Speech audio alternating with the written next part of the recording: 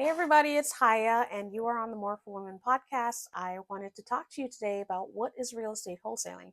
And the reason I'm bringing it up is because a lot of women I talk to want to get into real estate investing, but they're just not sure exactly how to do that. And there's this misconception that you need to have hundreds of thousands of dollars put aside to get it done.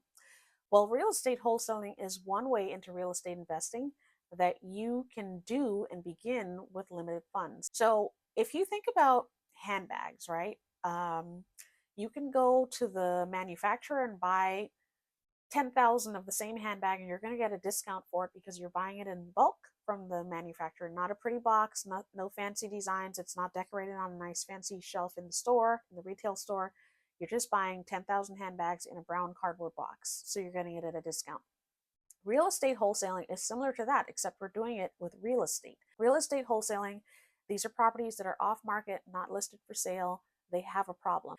And in our case, the case of my company, Next Chapter Property Solutions, we do that with residential real estate. And so we buy properties or contract to buy properties that are not available on the open market for sale. So we're like buying the properties wholesale, just like those purses I just gave you the example of. We're buying it off market. So it's not on the MLS. You can't go on Zillow and see all the pretty pictures of this house. It's off market. And the key with real estate wholesaling is that there's a problem with this property. That is one of the keys in real estate wholesaling because there has to be a problem that you're solving, and that's what creates the profit for you. You have to solve a problem. And it's pretty much the same in any business. You have to be solving a problem so that you can make money, not so that, but in order to make money. If there's no problem, well, why would people hire you anyway? So the problems, some of the problems that we see that we focus on are real estate mortgages. So mortgages that have not been paid, they're delinquent, or the property taxes are delinquent.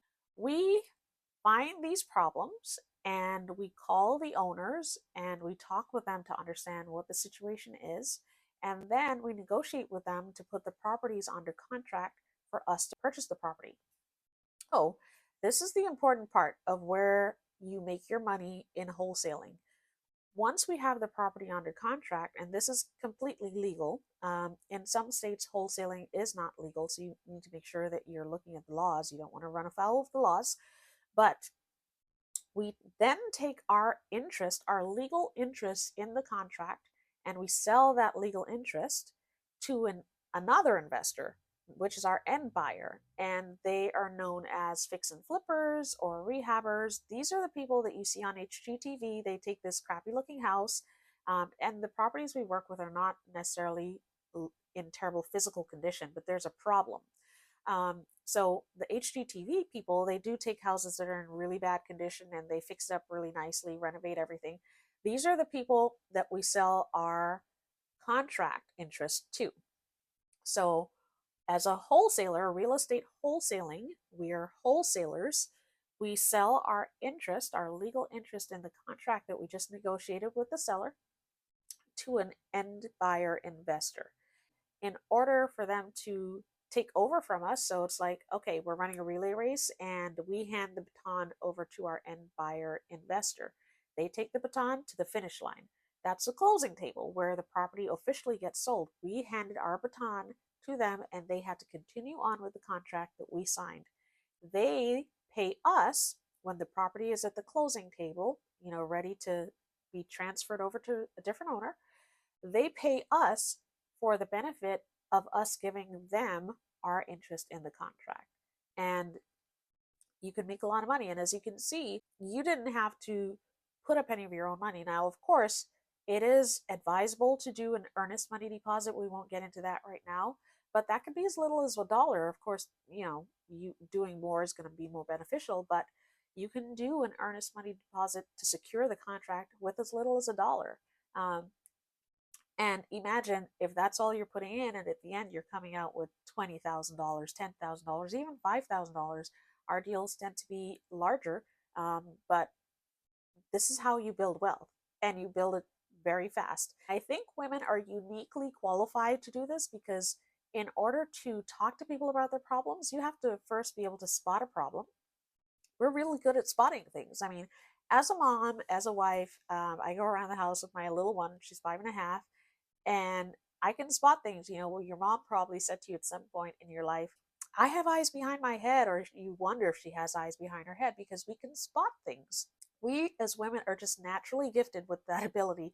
Also, intuition, the ability to listen and communicate with people. We're curious, we ask questions, we want to know the story. Like a guy tells a story a lot of times, and it's okay, A happened, B happened, C, we're done. Woman tells a story a lot of times, A happened, and then there's point 1, 2, 3, 4, 5, 6, 7, 8, 9, 10, because there are other details to fill in the story and make it a complete whole story. And we have that natural curiosity that we want to know, and that makes us want to ask the questions of those sellers and build stronger rapport, so that when competitors come in with a fancy number and a fancy sales spiel, we have built a relationship with the person that allows us to get a deal uh, under contract and get it to the closing table. We also have a softer approach in general. This is not saying that all men don't have that ability, but we do have that ability. And I think it's an asset in real estate wholesaling and real estate investing in general.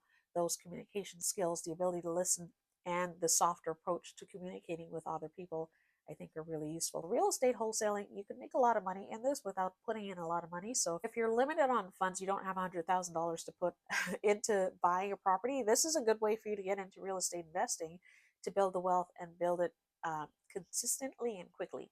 If you have money but not the time, then become a private lender. We work with people like that as well.